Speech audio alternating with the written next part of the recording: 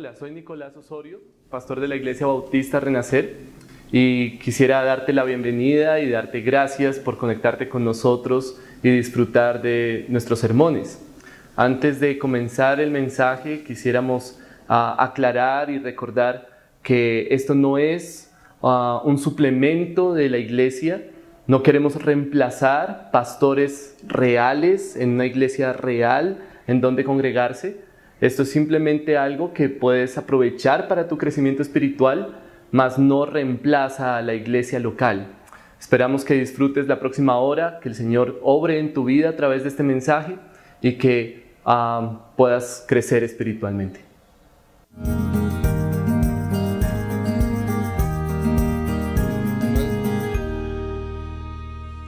Para los que no saben por qué ese video, es para los que están conectados en línea viendo el sermón, entonces ellos son los que escuchan ese video, ustedes no. Vamos a Génesis, el capítulo 25. Oficialmente estamos en la mitad de Génesis, así que esperamos que en un año terminemos Génesis, pero tranquilos, cada vez es más interesante. Génesis capítulo 25, y vamos a estudiar del versículo 1 hasta el versículo 18.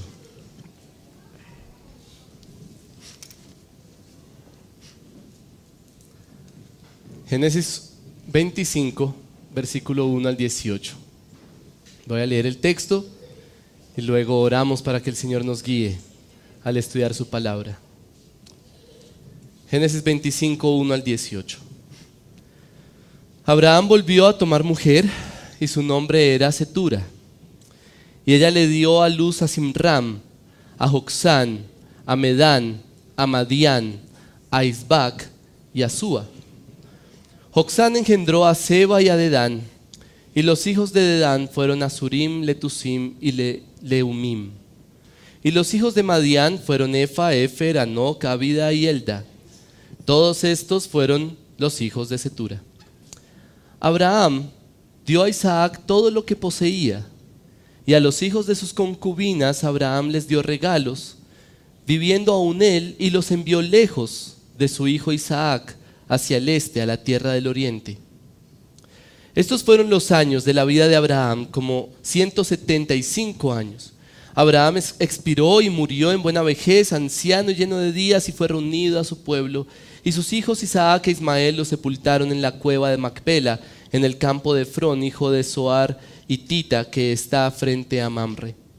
El campo que Abraham compró a los hijos de Et, allí fue sepultado Abraham con Sara, su mujer. Y sucedió que después de la muerte de Abraham, Dios bendijo a su hijo Isaac, y habitó Isaac junto a Beer Lahai Roi. Estas son las generaciones de Ismael, hijo de Abraham, el que Agar, la egipcia, sierva de Sara, le dio a luz a Abraham. Y estos son los nombres de los hijos de Ismael, nombrados por el orden de su nacimiento.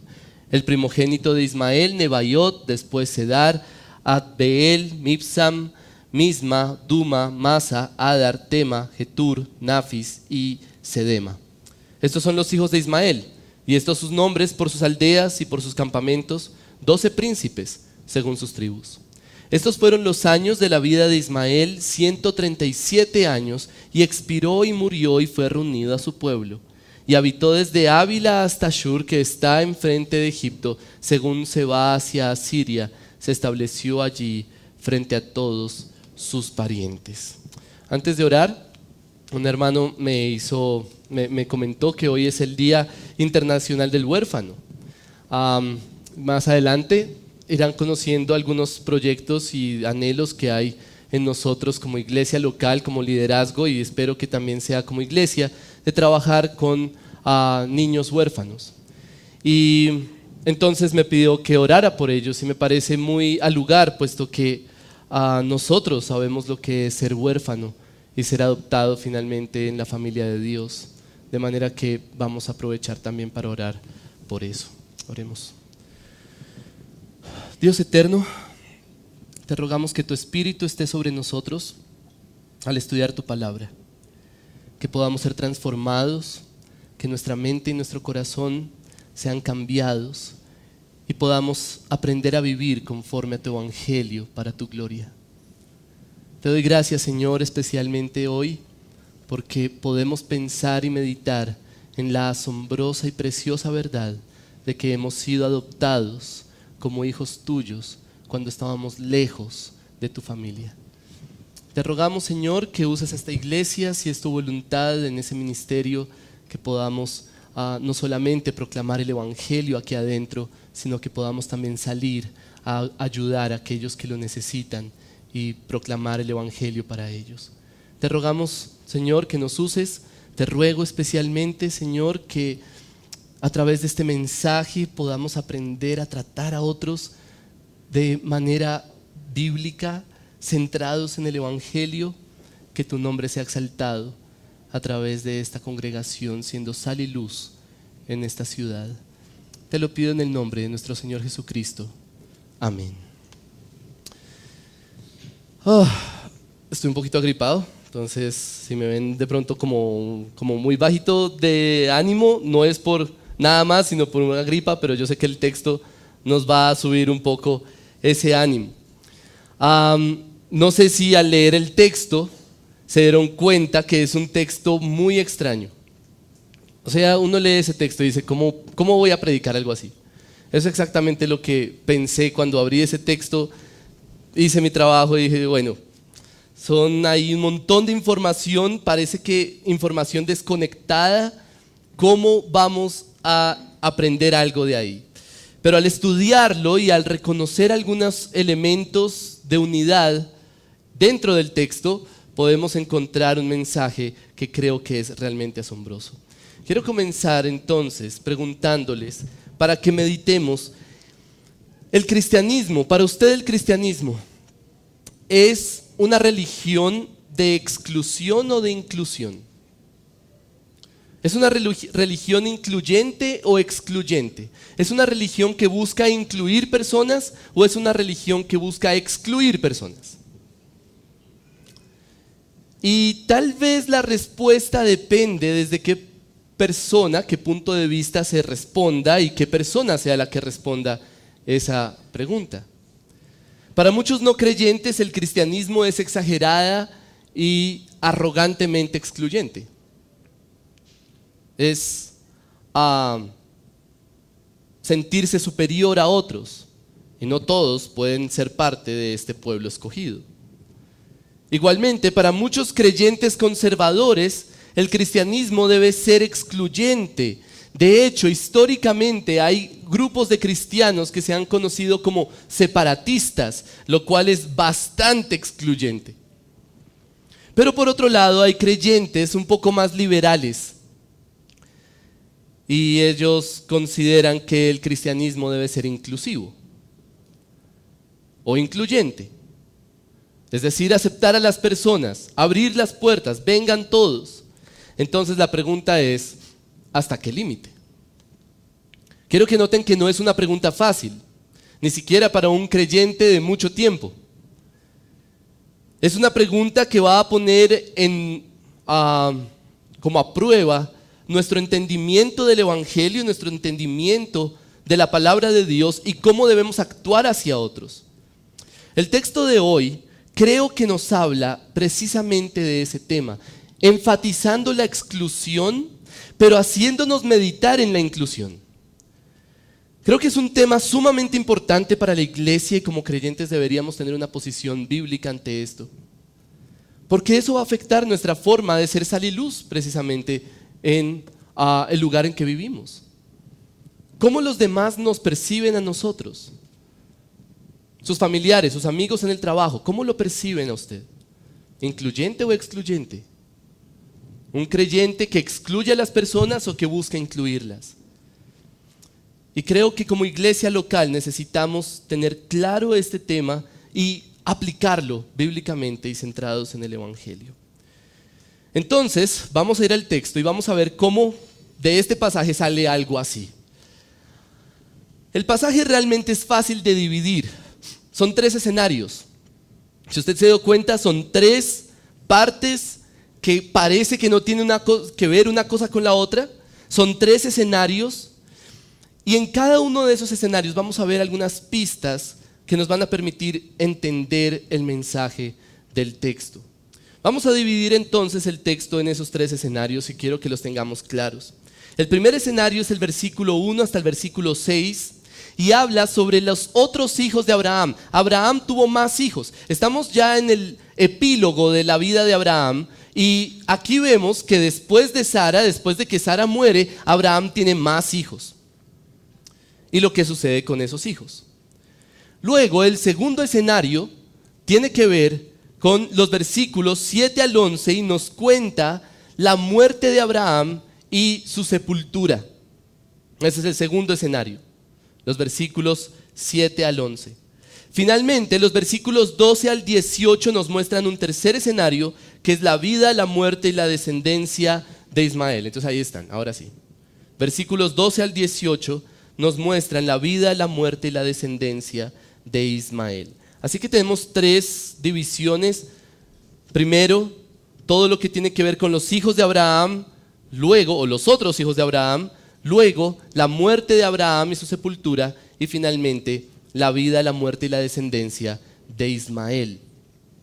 Y quiero que noten que son escenarios que parece que fueran independientes. Pero la pregunta que siempre deberíamos hacernos al leer un texto como este, y todos los textos de la Biblia finalmente es, ¿qué es lo que quiso decirle el autor a su audiencia? Esto fue escrito con un mensaje, es decir, si usted piensa que la Biblia es un libro de historia, entonces no lo ha leído bien, porque como libro de historia es un fracaso. ¿No le parece? En muy pocos capítulos se cuentan más de 100 años y nos cuentan un montón de cosas y dejan por fuera otras. Esto no es un libro de historia. El objetivo de Moisés no es contarnos la historia. No es contarnos la historia de que Abraham murió o contarnos la historia de Ismael. El objetivo tiene más que ver con Dios. Hay un mensaje ahí. El autor quiere dejarle un mensaje a sus oyentes, a su audiencia, a sus lectores. Y la pregunta es, ¿cuál es? Veo algunas pistas en este pasaje, en estos 3 escenarios, veo algunas pistas que nos pueden ayudar a entender un mensaje completo y unificado. Entonces vamos a ver esas 3 pistas para que podamos entender el mensaje del texto. Realmente la explicación de este pasaje va a ser más bien corta. Y yo estaba preparando este mensaje y pensaba, esto está como muy corto, se me va a ir el tiempo rápidamente en explicar y voy a aplicar más. Sí, creo que este pasaje da para eso. Entonces vamos a ver las 3 pistas y vamos a entender el mensaje del texto y luego vamos a dedicarnos a aplicar esto a nosotros hoy. Primera pista. La primera pista está en el escenario 1 y 2 y tiene que ver con el contraste de Isaac con los demás hijos de Abraham. Miren los primeros 2 escenarios. Hay algo interesante ahí porque después de terminar de contar todo, el autor hace un comentario sobre Isaac. Entonces, en el primer escenario, versículos 1 al 6, nos cuenta todos los hijos que tuvo Abraham. Hay uno interesante ahí que es Madián, de ahí viene el suegro de Moisés. Pero lo que creo que llama la atención de ese primer escenario es el versículo 5. Mire el versículo 5. Abraham dio a Isaac todo lo que poseía. Y a los hijos de sus concubinas Abraham les dio regalos viviendo aún él y los envió lejos de su hijo Isaac. Hay un contraste, ¿se da cuenta? Sí, Abraham tiene un montón de hijos y hay una genealogía bastante larga ahí. Pero lo que el pasaje o esos versículos quieren enfatizar es, solo Isaac recibió la herencia. Ningún otro hijo recibió herencia. Todos los demás se tenían que ir. Fueron exiliados, de hecho. Váyanse lejos. Les dio algunos regalos, pero solo Isaac recibe la herencia. Luego, en el segundo escenario pasa algo similar. El segundo escenario es acerca de la muerte de Abraham. Abraham muere y lo sepultan sus 2 hijos principales, que ¿cuáles son? Ismael e Isaac, aunque Isaac va primero. Sus hijos Isaac e Ismael lo sepultaron, y ahí nos habla de la cueva de Macpela, que ya lo hemos visto en el capítulo 23. Y entonces el versículo 11 concluye ese escenario diciéndonos algo acerca de Isaac. Y sucedió que después de la muerte de Abraham, ¿qué pasó? Dios bendijo a Isaac. No dice que bendijo a Ismael.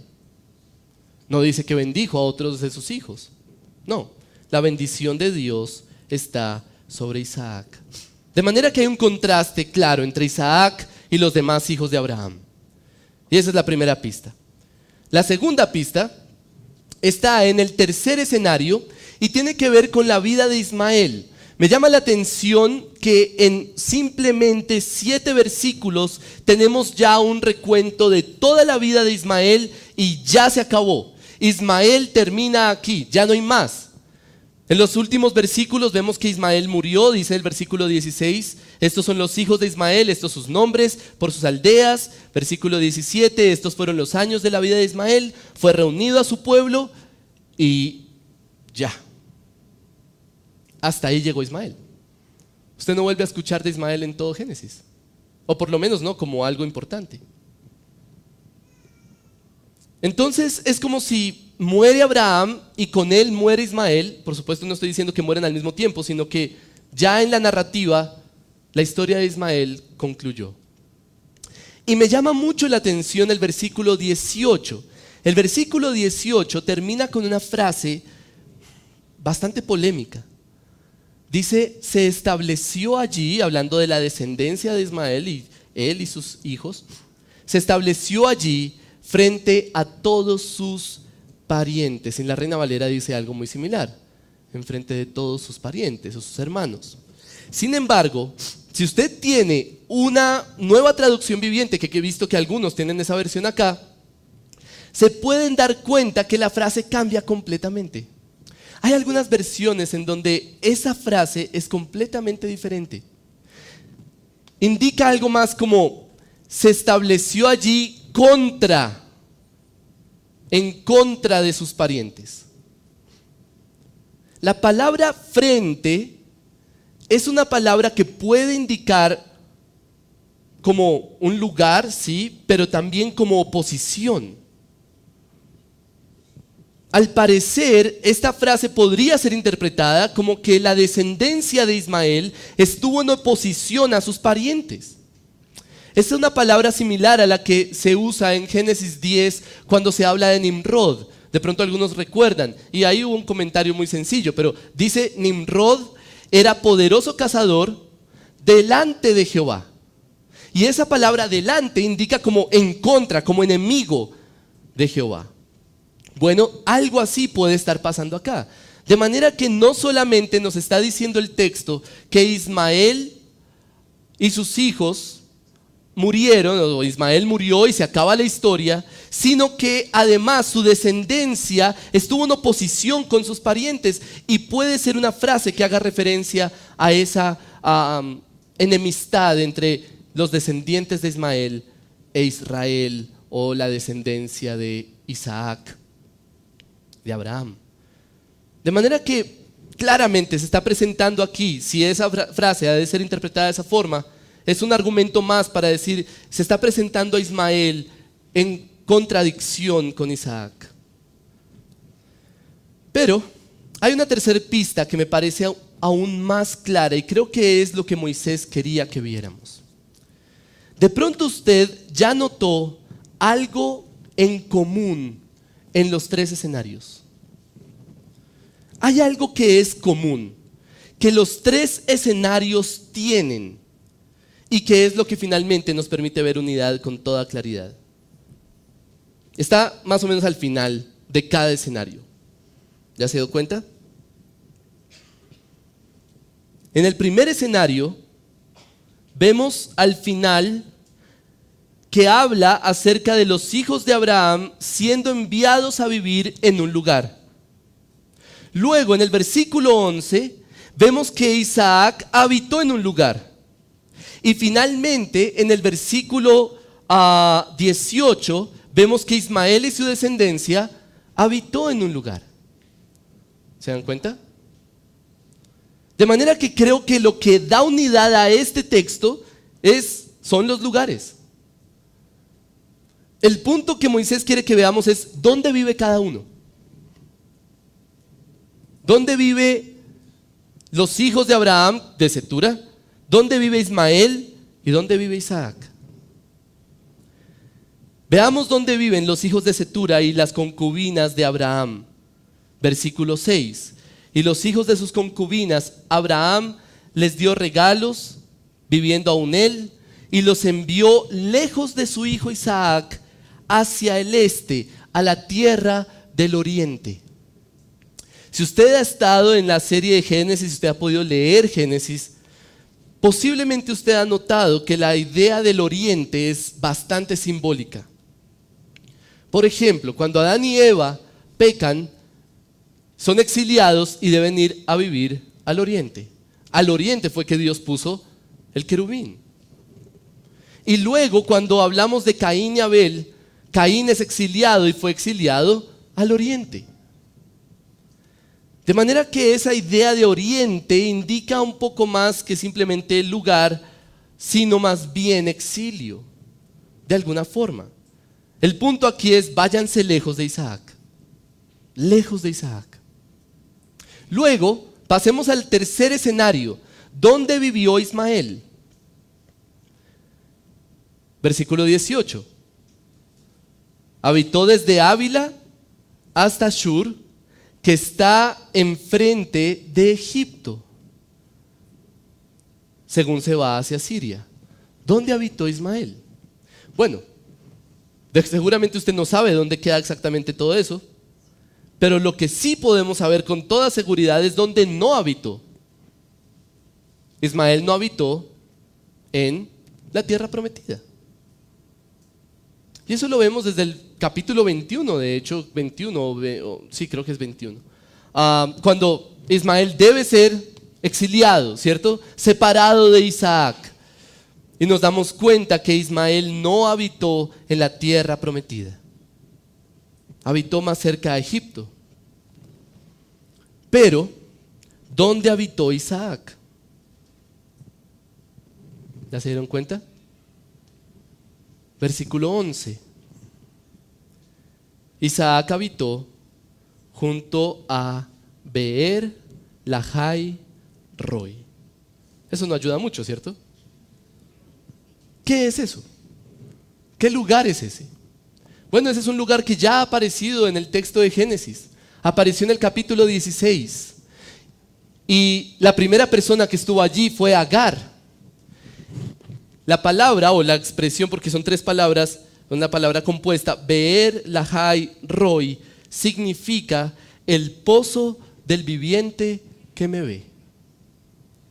Fue allí donde Dios se le apareció a Agar en el capítulo 16 y le dio una promesa y todo esto. Ella regresó después con Sara y todo, ya sabemos la historia, pero lo interesante es que ese lugar es como un lugar en donde vive Dios. Ahí es donde el Dios que vive está y ve. De manera que Isaac habitó en la presencia de Dios. Habitó donde Dios está y donde Dios ve. Los demás no, los demás salieron, fueron excluidos. Los hijos de Cetura deben irse para el oriente, Ismael debe irse para casi Egipto, pero Isaac vive donde Dios vive. Y creo que ahí es donde está el mensaje. Isaac habita en la presencia de Dios, los demás no.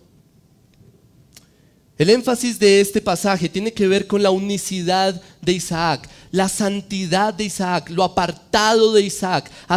Isaac es apartado, es excluido, o realmente él es bendecido y los demás son excluidos de él. Isaac es único, es el hijo de la promesa. Él es el que recibe la herencia, él es el que recibe la bendición de Dios, él es el que vive en la presencia de Dios, los demás no. Y creo que ese es el mensaje que Moisés quería que Israel escuchara otra vez. Una y otra vez tenemos que recordar qué está pasando con Israel cuando Moisés escribe esto. Está en el desierto. Está vagando por el desierto, esperando entrar a la tierra prometida. ¿Y qué es lo que Moisés una y otra vez les dice? Ustedes no pueden mezclarse con otras naciones. Ustedes son santos, ustedes son una nación apartada. Deben destruir a las demás naciones, porque todos están excluidos del pacto. Solo ustedes son partícipes del pacto, les dice Moisés a Israel. Así que creo que es un texto que enfatiza esa exclusión. Entonces, ¿qué? ¿El cristianismo es excluyente o incluyente? ¿El cristianismo debe ser excluyente o debe ser incluyente? Y creo que la respuesta o la clave para dar una respuesta nuestra desde este lado del río es entender o pensar y meditar con quién nos identificamos en este texto. Eso es algo que tendemos a hacer, ¿cierto? Leemos el pasaje y uno como que tiende a identificarse con alguien. Nosotros, desde acá, leyendo este pasaje, ¿con quién nos identificamos? ¿O con quién nos deberíamos identificar? Y creo que la respuesta es que no deberíamos identificarnos con Isaac. Nosotros, si hemos de aplicar el texto de esa manera, nosotros no estamos representados por Isaac ahí. En realidad, realmente. ¿Por qué? ¿Cuál es la razón por la que Isaac es bendecido, recibe la herencia y finalmente habita en la presencia de Dios y los demás no? ¿Por qué? Bueno, porque Isaac es el hijo de la promesa. Porque Isaac cumple un requisito que ninguno otro cumple, que es ser hijo tanto de Abraham como de Sara. Sí, los demás son hijos de Abraham, pero no son hijos de Sara. Es una cuestión racial, ¿se da cuenta? Es una cuestión de sangre. Si usted es hijo de Isaac, de sangre, de raza, podría decirle que hasta de pronto, aunque ni siquiera así. Pero aquí nadie es descendiente de Isaac. Nuestra identidad ahí no está con Isaac realmente, sino con los demás, con las otras naciones excluidas, con los otros pueblos, porque fíjense que todo el tiempo está hablando de pueblos. Nos habla de los hijos de Abraham, de Cetura, que son claramente nombres de pueblos, Madián. Y por otro lado está Ismael con todos sus hijos que son pueblos, son príncipes de tribus, pero todos ellos son excluidos. Nosotros somos esas naciones. Nosotros somos excluidos de ese pacto realmente. Nosotros no somos descendientes de sangre de Abraham y de Sara, por lo tanto, no somos Isaac aquí. Sin embargo, el pacto tiene algo sumamente interesante y muy intrigante. El pacto de Dios con Abraham tiene algo muy, muy extraño que debemos tener en mente. El pacto de Abraham tiene 3 etapas. Lo considero como etapas, porque es progresivo. El pacto de Abraham tiene 3 etapas. La primera etapa tiene que ver con la descendencia de Abraham, y la promesa es que la descendencia de Abraham va a ser una gran nación. Esa es la primera etapa del pacto. Luego, la segunda etapa es que esa gran nación va a tener ¿qué? Una tierra, que se conoce como la tierra prometida. Pero luego hay una tercera etapa. Y esa etapa es que después de que Israel sea una gran nación, habite en la tierra prometida, de alguna forma va a ser ¿qué? ¿Cómo? Bendición. ¿Bendición para quiénes? Para todas las familias de la tierra. Para todas las naciones de la tierra. de alguna forma extraña para Génesis, porque si vamos al Nuevo Testamento ya no es extraña, pero si miramos solo Génesis, de alguna forma extraña, ese pacto que incluye solo a una nación y una tierra, de alguna forma va a ser bendición para todos, o para todas las familias de la tierra. De alguna forma eso que es tan excluyente se va a convertir en algo incluyente. La pregunta es ¿cómo? ¿Cómo es que ese pacto que incluía solo raza y sangre, solo una cultura y una tradición, se convierte en algo incluyente para todas las familias de la tierra? ¿Cómo? Y espero que tengan la respuesta. La respuesta es a través de la simiente de Abraham que ha de cumplir ese pacto. Y no dice muchas simientes, dice una simiente, y esa simiente se llama Cristo. Gracias, por fin participaron. Cristo.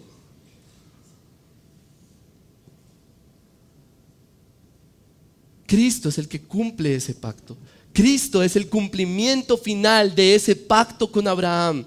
Jesucristo es el único representante del pacto que guarda perfectamente ese pacto, de manera que ahora ser parte de esa bendición no es una cuestión de raza, de sangre o de cultura, sino que es solamente por medio de Jesucristo. Gálatas 3 termina diciendo, para aquellos que están en Cristo, no hay ni judío ni griego, ya no hay esclavo o libre, ya no hay hombre, mujer, sino que todos son uno en Cristo. Y la última frase del capítulo 3 es fascinante. Y en Cristo ustedes son descendencia de Abraham, hijos según la promesa. Hijos. En otras palabras, a través de Cristo, por medio de la fe en Jesucristo, entramos a ser parte de esa descendencia o de esa familia o de ese pacto con el mismo estatus de Isaac.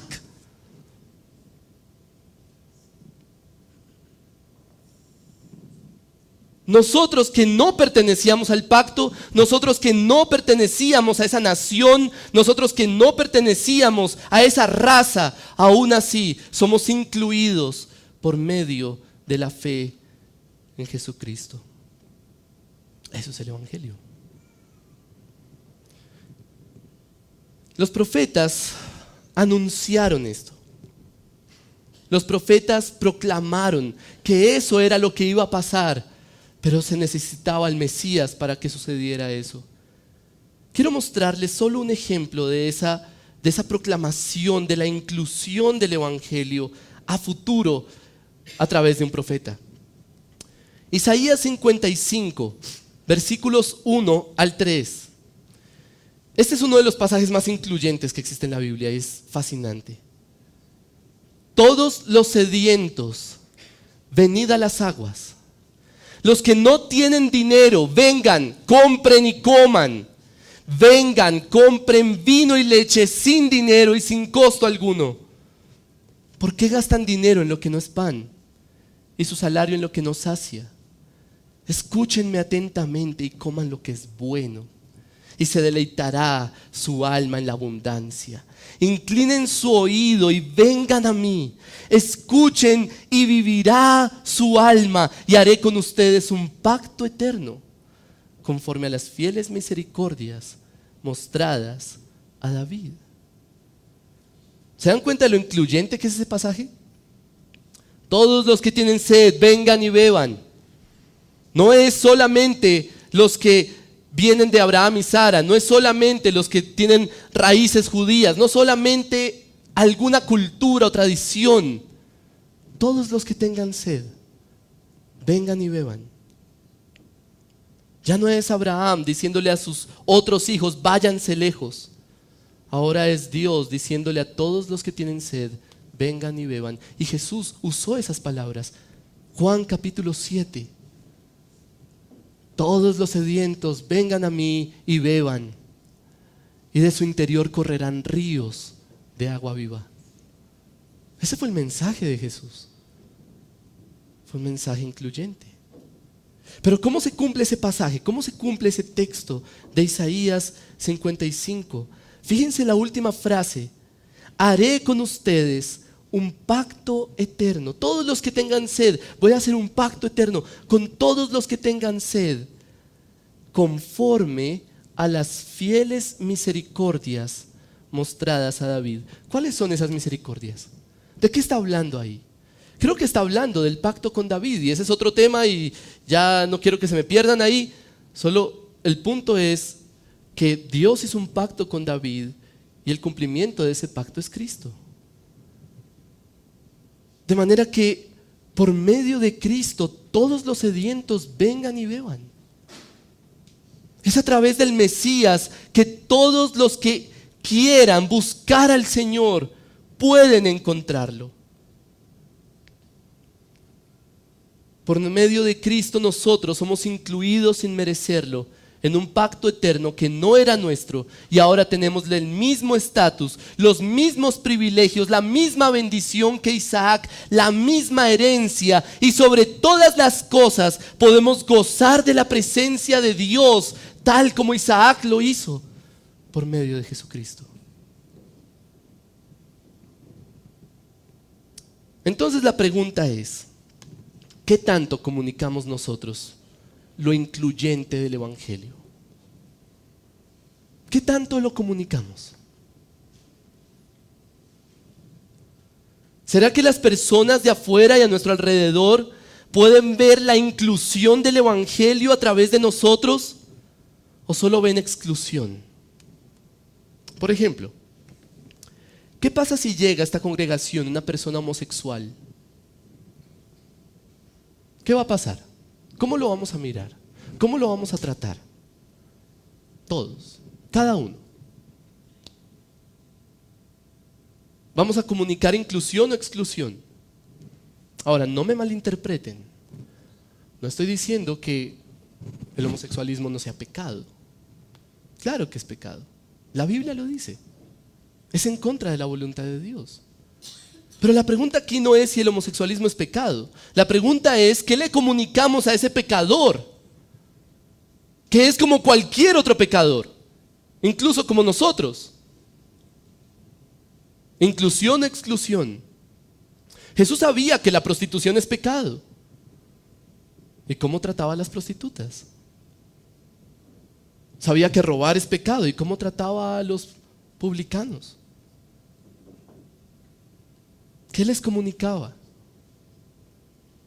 Ahora, hay una pregunta más interesante para darle balance a esto, porque yo me imagino que hay unos diciendo, uy, no, esto está como muy duro.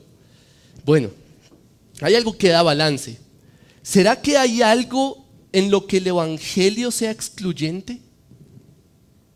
¿Hay algo en lo que el Evangelio es excluyente? La respuesta es sí. El Evangelio mismo. En otras palabras, solo por medio de Cristo se puede ser salvo. Solo Cristo es el mediador. Solo Cristo es el sacrificio. Solo Cristo es el camino para llegar a Dios. No hay otros. La inclusión no es, crean en lo que quieran, igual todos van a ser salvos. Eso no es la inclusión. Porque entonces, ¿para qué está el Evangelio? ¿Para qué vino Cristo entonces? El Evangelio es excluyente en todo lo que tiene que ver con el Evangelio mismo. Solo por medio de Cristo hay salvación. Solo hay un nombre bajo el cielo dado a los hombres en que podemos ser salvos, y es Jesucristo. Pero después de que partimos de ahí, en lo demás hay inclusión. Creo que la iglesia del Señor debe ser una iglesia excluyente en cuanto a todo lo que tiene que ver con el Evangelio, pero incluyente en todo lo demás. Doctrinas secundarias, cultura, prácticas ministeriales, disciplinas, tradiciones, incluso pecadores, ateos. En todo eso deberíamos mostrar inclusión, dejando claro que solo por medio de Cristo hay salvación. Supongamos que conocemos a un hermano en la fe, en el trabajo puede ser, pero es pentecostal. Cree en el evangelio, pero es pentecostal. ¿Lo excluimos o lo incluimos?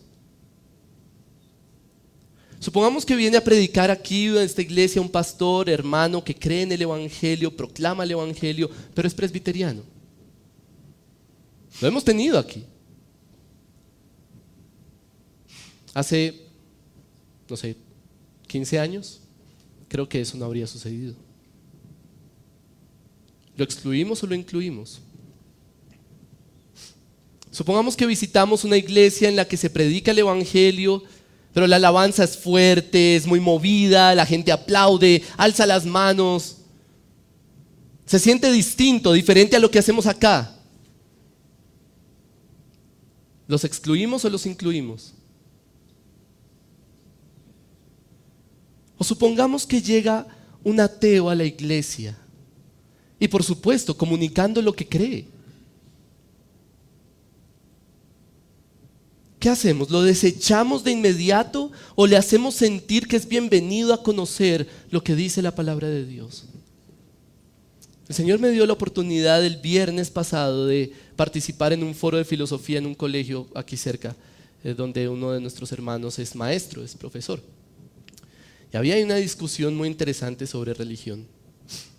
Y uno de los profesores, un profesor, dijo que para él el evangelizar debería ser un crimen.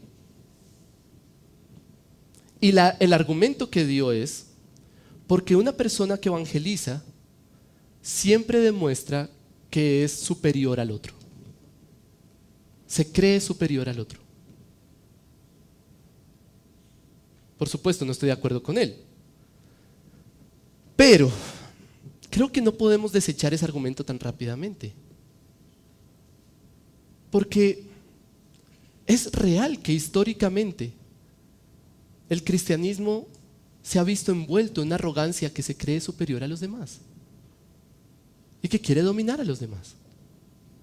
En muchas partes ha sucedido, en todo el mundo ha sucedido, y puede que aún suceda en la vida individual de creyentes, que al abordar a un incrédulo, al abordar a un pecador, lo hace con arrogancia, con superioridad y no con la humildad de Cristo. Entonces necesitamos preguntarnos, hermanos, ¿cómo nos perciben afuera? ¿Como personas excluyentes? ¿Con una barrera que dice, si usted no cree lo que yo creo, usted no entra acá? ¿O como incluyentes? ¿Qué paradigmas tenemos para excluir a las personas? El texto de hoy nos muestra claramente que hubo un tiempo en el pacto en el que había una exclusión racial, sí, pero en Cristo el pacto tiene su cumplimiento y comienza un nuevo pacto en el que todos los que se acercan por medio de Cristo son bienvenidos, incluidos en el pacto y las promesas. No importa la raza, no importa la cultura, no importa la tradición, no importa ni siquiera cuán pecador es. Si se acerca por medio de Cristo, por medio de la fe en Cristo, es bienvenido. La pregunta para nosotros es, entonces, ¿qué evangelio estamos comunicando? Vamos a orar.